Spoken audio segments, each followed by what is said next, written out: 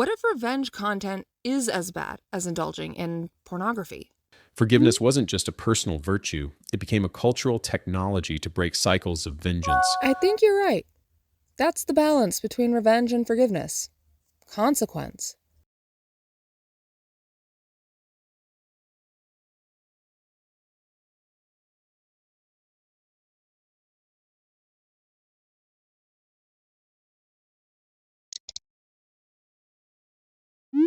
Hi, ChatGPT. Hey, I listened to another podcast I wanted to talk about. It was the Modern Wisdom episode with James Kimmel Jr. regarding revenge science. that sounds like a juicy one. Revenge science is such an intriguing phrase. What stood out to you most from the James Kimmel Jr. episode? There's so many places I want to start with it, but let's start with the addiction part. That revenge is an addiction, and the brain lights up similarly. And similarly to addiction, about 20% of people are afflicted. Though in this case, it was for compulsive revenge. It automatically made me think of the petty culture, because pettiness is basically socially acceptable revenge. The addiction framing is powerful because it recasts revenge not as a choice or moral failing, but as something that hooks the brain's reward system. Dopamine doesn't just reinforce good behavior. It reinforces any behavior that feels good in the moment, even if it's destructive long term. Society tends to laugh at or memeify pettiness, queen of petty, stay petty, which normalizes the hit. Some people start to brand themselves as petty, almost like being proud of a vice, which deepens the behavioral rut. Like, I'm a big fan of Charlotte Dobre, and she does so much petty content. Yet it definitely falls more in line with entertainment, education, and outlet versus it being rage baity. Compare that to John Wick, which was mentioned in the podcast. Like, yes, that one is super overt and violent, but this mentality is clearly in the culture regardless of age and gender, which I think is interesting. You're seeing the spectrum of how revenge gets packaged and consumed in culture. On one end, you've got Charlotte Dobre's petty compilations. They're lighthearted, funny, and framed as entertainment/education. On the other end, you've got John Wick. Revenge turned into a mythic, hyper-stylized fantasy of total annihilation. And in between those two poles, you have everything, from petty memes to revenge plots, in rom-coms to true crime revenge stories. What's wild is that both men and women across age groups engage with these narratives. Revenge seems to be one of those few truly universal human themes, like love or survival. I think sex addiction has the closest similarities. Since it's strictly related to overindulged but natural human behaviors. Sex and revenge are natural in the brain's chemicals. And we can now use video and content stimulation for those parts of the brain, which give pleasure. That's also what Kimmel Jr. said, that revenge is enjoyed as pleasure.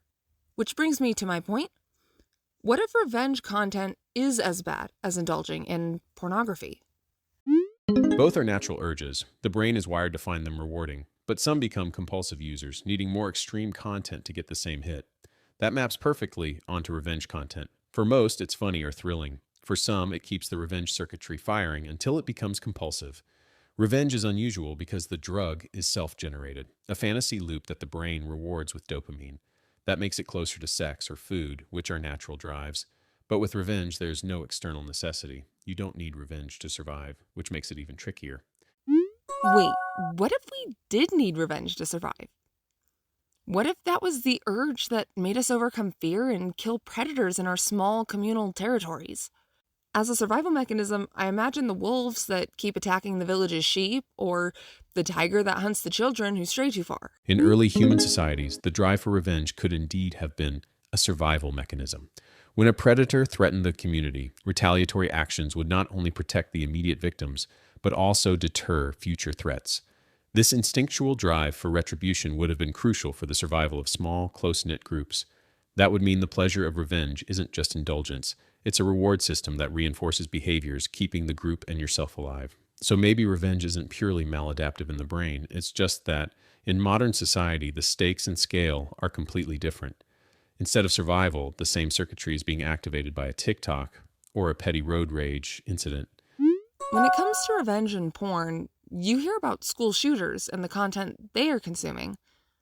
Following this line of logic, It's literally the same fear people have about how sometimes porn turns people into predators, completely helpless against their own brain. Just like porn can overstimulate the sex circuits and escalate desire, revenge content can overstimulate the revenge circuits. Most people remain casual consumers. A little road rage or watching a petty feud is harmless. Some, though, escalate to the point where the fantasy drives real-world aggression. School shooters, road rage fatalities, or personal vendettas gone violent. The brain literally rewards the fantasy, reinforcing the behavior until control is compromised. I absolutely think we're raising people's revenge tolerance. Stories are becoming more common of people shooting each other over complete pettiness. Parked in front of someone's house, went down the wrong road. Just the road rage in general. We take road offenses so personal and victimize ourselves and want justice. Just like how Kimmel Jr. said. Stories, memes, and viral content normalize petty aggression, which desensitizes people to the emotional cost of revenge. People now treat minor offenses as personal attacks and seek instant satisfaction or social validation through retaliation. I wonder if this directly correlates to the Karen phenomena. Imagine putting up a huge fight and then your opponent caves. Would that not be a massive hit of dopamine?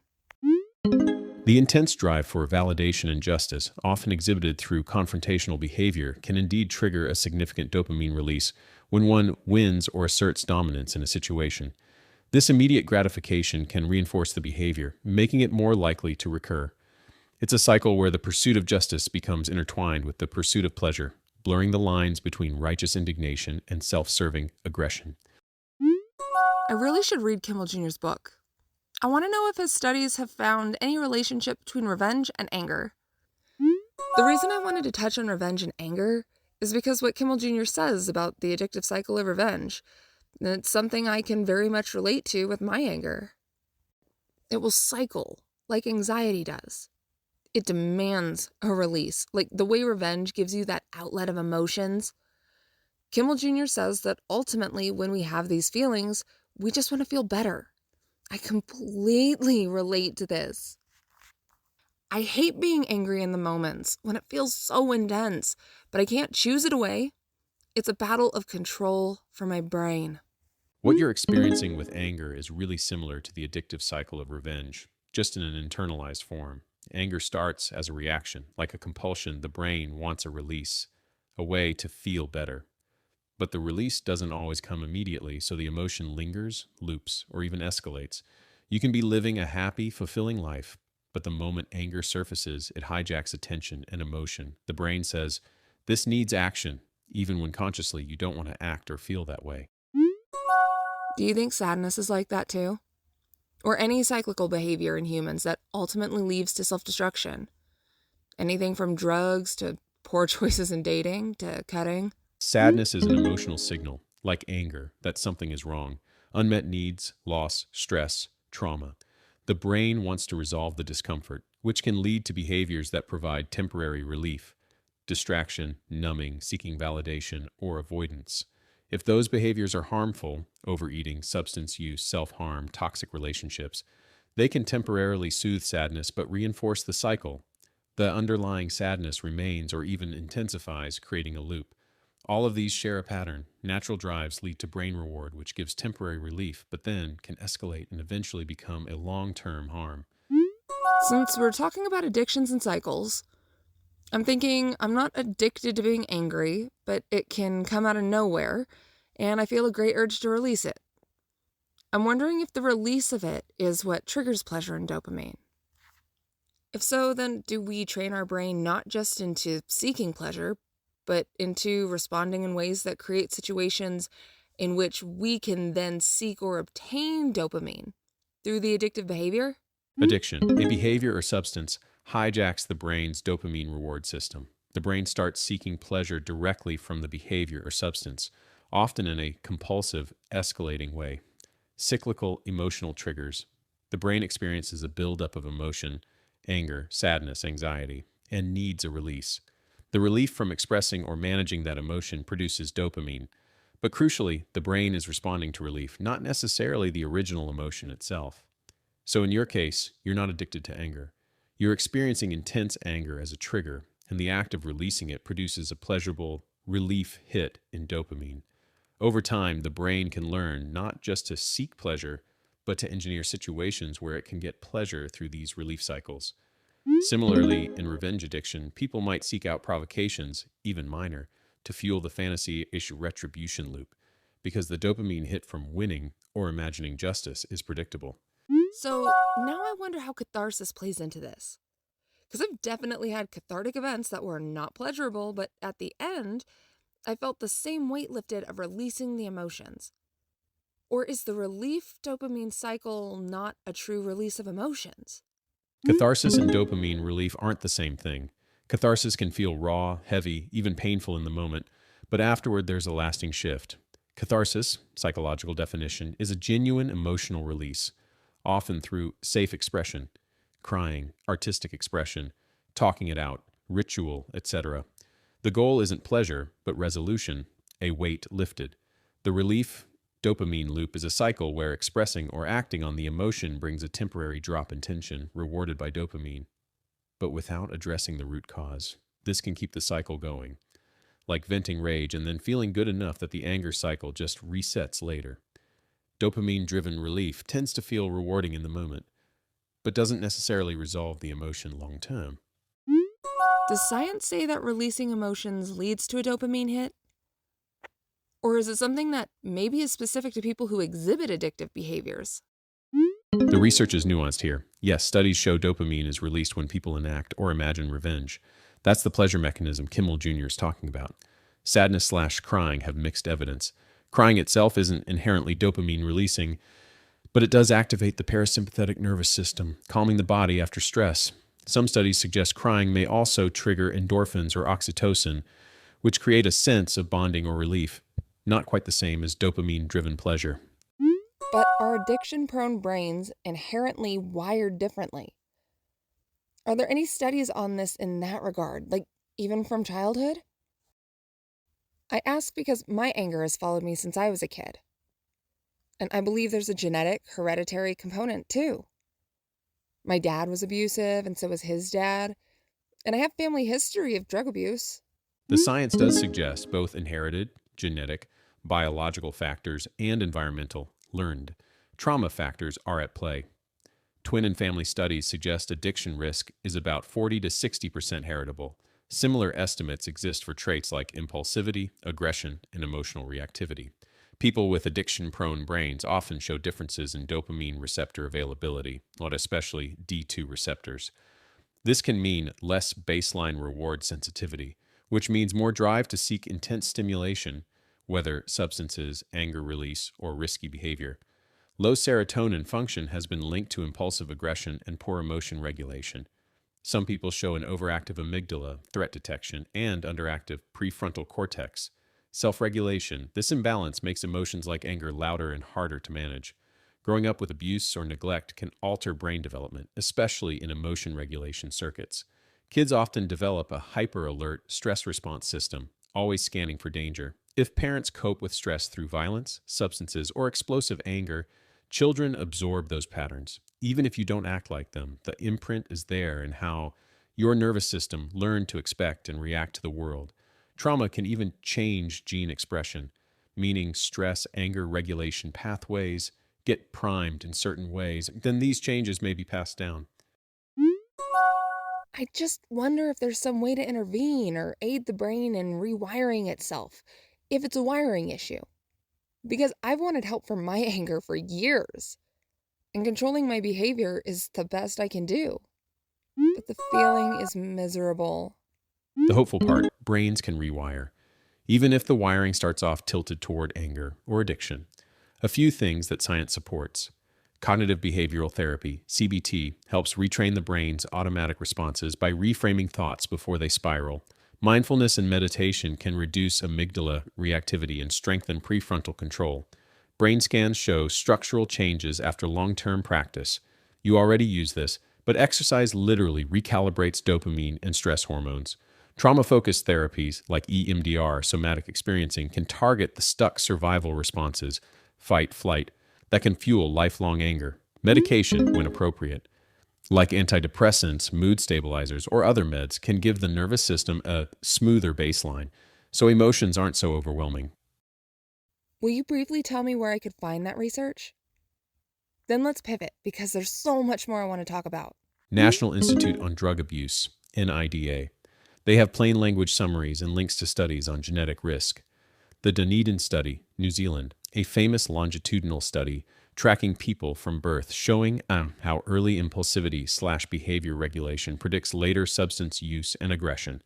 If you want access without paywalls, PubMed Central, PMC, or Google Scholar with search terms like dopamine receptor children addiction risk or genetic predisposition, aggression, emotion regulation. Next is justice. Is it justice or just revenge?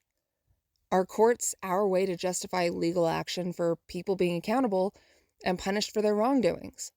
This is a huge philosophical and psychological question. Revenge is personal, emotional, often disproportionate. It's about relieving anger or restoring pride. Justice is supposed to be impartial, rational, and proportional. Ideally, it's about restoring balance and protecting society. But in reality, justice systems often blend both.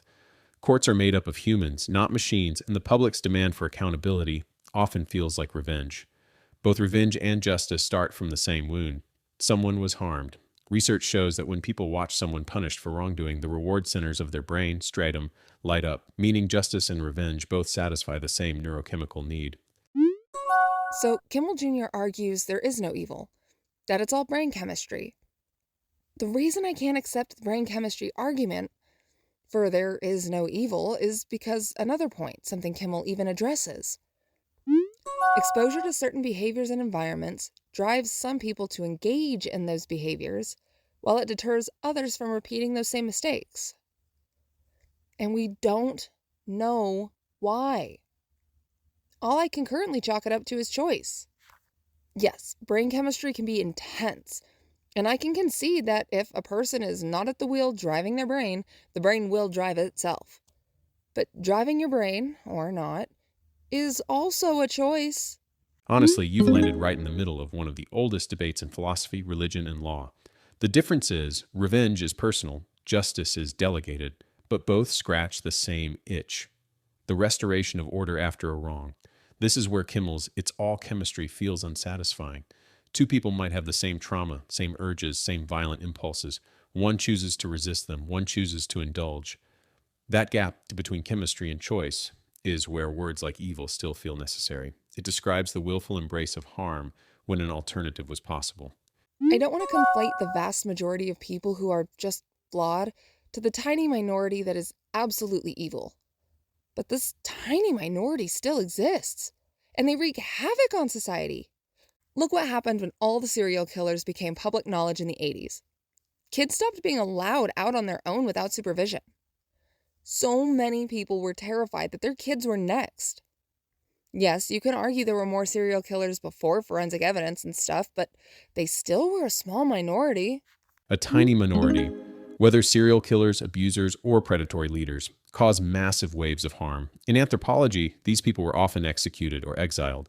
And the serial killer panic of the 70s to 80s is a perfect example. A few individuals warped the behavior of millions of families. That ripple effect is evil, regardless of brain scans. And something in us battles with not killing another human and preventing evil from hurting others in the community. The death penalty, or life in prison. Because why should evil people be held and cared for until their death? From a survival standpoint, you're right. Why should a society expend endless resources to house and feed someone who only destroys?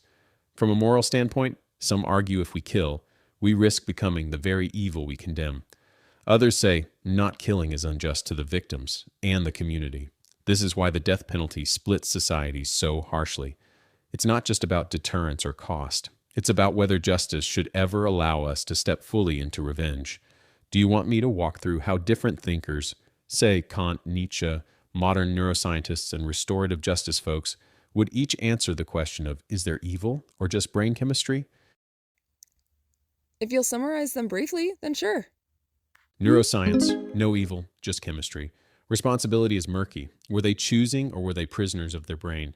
Kant, evil is a willful choice against duty. Nietzsche, evil is an invented label. There's only power, strength, weakness, and survival. Revenge and punishment are ways societies channel resentment. Nietzsche would say calling serial killers evil is a moral narrative, not a natural truth. Religion, evil is real, tied to free will and spiritual forces. Justice systems reflect the divine impulse to restrain evil and protect the innocent. Restorative justice, harm is real, but labeling someone evil is dangerous. Focus is on healing victims, communities, and sometimes even offenders, but always keeping the public safe. Which of these feels closest to your own stance? Hmm, none of them, because none of them account for both change and stagnation. Yes, most people just have bad brain chemistry, and yes, focus should be on healing. And as a society, this should be the first focus. But our fear of over-labeling people as evil prevents us from clearly identifying evil.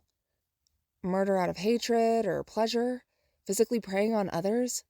We rarely forgive these types of trespasses because they're so destructive. And everyone knows that. So how can there be a defense for people who do it? Some people change, some people stagnate. Most philosophies lean hard on one side or the other, but you're saying we need a system that accounts for both realities. There's a fear of calling anyone evil because of how stigmatizing that label is. But the flip side is avoiding the label can blind us to the reality that some acts are so destructive, so knowingly committed, that forgiveness doesn't mean restoration. It means keeping society safe from that person forever. That's why we see almost no forgiveness for serial murder for pleasure, systematic abuse of the weak, acts of cruelty where suffering is the goal, not a byproduct. Everyone feels in their gut these acts are different in kind from ordinary human flaws. Kimmel Jr. also discussed religion and forgiveness in this regard. That forgiveness not only releases the same emotions as revenge, but that it also physiologically helps the person. And maybe Jesus and Christianity and forgiveness rose to combat the endless barbarism of revenge, since no one held forgiveness as a value. Religion, especially Christianity, institutionalized forgiveness in a way that was radical compared to the endless blood feud cultures of the time. Forgiveness wasn't just a personal virtue, it became a cultural technology to break cycles of vengeance. Christianity may have survived precisely because forgiveness was a survival advantage in a revenge-addicted world. So maybe the real system is healing and forgiveness for the many, since most people are flawed but changeable, and firm separation for the few who persist in destructive evil, since cycles of second chances only harm the community. Forgiveness is medicine. Justice is protection. Revenge is the urge we have to learn to channel between the two. The justice system does its best, you know. But let's also point out that human flaws are the reason we don't trust that system anymore either. Which may be yet another reason why revenge fantasies are so enticing. I think about Batman. Always on the side of justice, even if that means crossing the line. Batman is a perfect cultural symbol for this tension. He embodies that space between justice and revenge. He has a code, no killing. He hands criminals over to the system. He believes in law, but he's fueled by rage from his parents' murder. He breaks laws, vigilantism. He takes justice into his own hands when the system fails. That's exactly why audiences love him. He mirrors our own distrust of the system. We want justice, but we don't trust humans. Corruption, bias, mistakes, to deliver it cleanly. When we lose trust in justice systems, the dopamine hit of imagined revenge through movies, comics, petty stories fills that gap. It makes me wonder, do you think our cultural heroes, Batman, John Wick, Kill Bill, etc., are functioning almost like societal pressure valves, letting us vicariously live out revenge so we don't actually do it ourselves? I think they are an insight to the level of frustration we're feeling, which may be why Batman only gets darker and more adult as time goes on. He used to be a children's superhero, but now he's more like an adult that went to the dark side. That's such an interesting point. Early Batman was campy, colorful, almost goofy at times. He was a fantasy of order in a chaotic world, but still safe for kids. Post-70s Batman, Gotham becomes more corrupt, the villains more twisted, and Batman himself more tormented. Society's optimism about institutions eroded. Vietnam, Watergate, rising crime.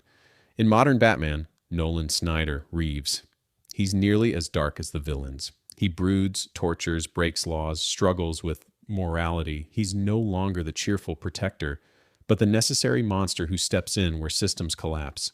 That shift says more about us than about him. The fact that Batman keeps getting darker suggests we don't just want a hero anymore. We want someone who's willing to do what's forbidden, because deep down we don't believe the good guy rules actually work. But here's something else: thought versus impulse, or morality versus animalistic behavior. People act like we aren't animals, like we're higher than, then immediately look to animal biology to explain our behavior. Like, which is it?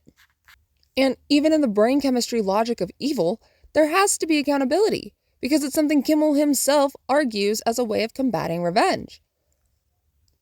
Which means we have a responsibility and need to be accountable for our behavior, even if it's caused by our own brain doing dumb stuff. If we leaned only on brain chemistry, we'd excuse everything.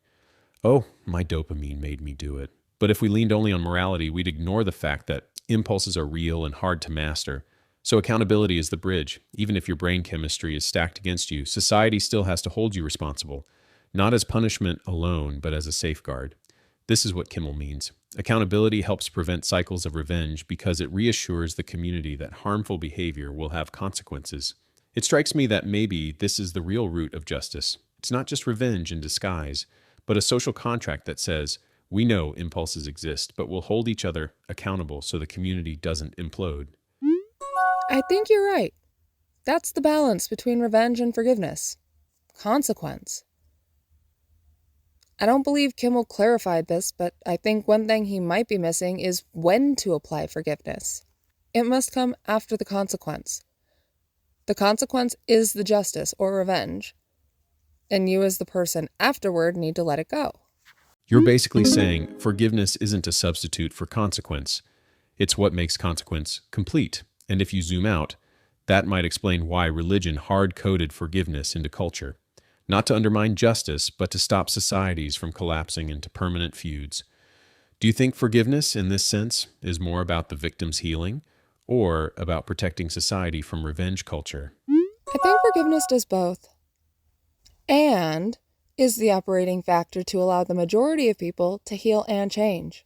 Forgiveness is like the glue in the system. It allows the victim to release the emotional weight, stop ruminating, and move forward. Without it, even when justice is served, anger can fester and create personal cycles of bitterness or revenge. It prevents endless retaliation and keeps communities functional.